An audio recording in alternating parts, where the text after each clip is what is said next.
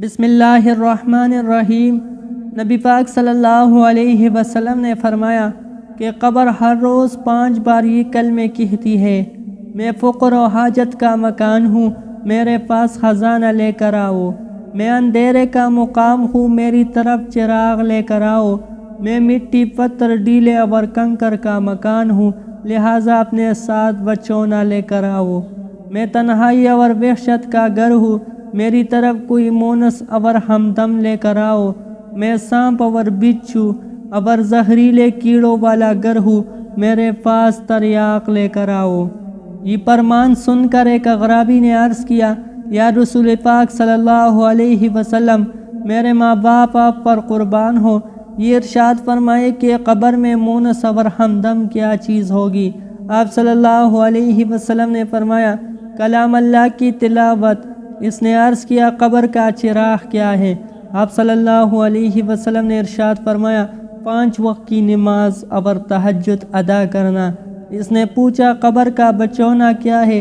آپ صلی اللہ علیہ وسلم نے فرمایا، نیک اعمال۔ اس نے استفسار کیا، قبر کے لیے خزانہ کیا ہے؟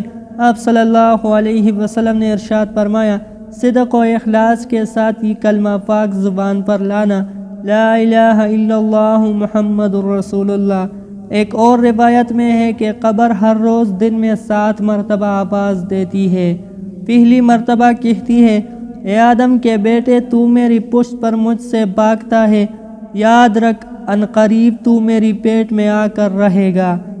دوسری بار کہتی ہے کہ اے فرزند آدم، تو میری پشت پر مجمع کے ساتھ چلتا ہے، یاد رکھ کہ ان قریب میرے پیٹ میں تن و تنہا آ کر رہے گا۔ تیسری مرتبہ کہتی ہے، اے فرزند آدم، تو میری پشت پر ہنستا ہے، ان قریب میرے پیٹ میں آ کر رو گے۔ چوتھی بار کہتی ہے کہ اے فرزند آدم، تو میری پشت پر طرح طرح کی نعمتیں کھاتا ہے، یاد رکھ ان قریب میرے پیٹ میں تیرے گوشت کو کیڑے کھائیں گے۔ پانچویں بار کہتی ہے کہ اے فرزند آدم، تو میری پشت پر روشنی میں چلتا ہے، یاد رکھ ان قریب میرے پیٹ میں آ کر اندھیرے میں بسر کرے گا۔ چھٹی بار کہتی ہے کہ اے فرزند آدم، تو میری پشت پر گناہ کرتا ہے، ان قریب میرے پیٹ میں آ کر عذاب میں مبتلا ہوگے۔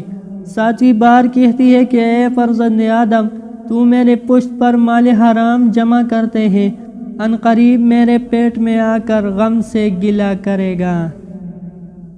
اللہ تعالی ہم سب مسلمانوں کو اس مشکل سفر میں آسانی عطا فرما دے اور قبر کی عذاب سے محفوظ رکھے، آمین یا رب العالمین۔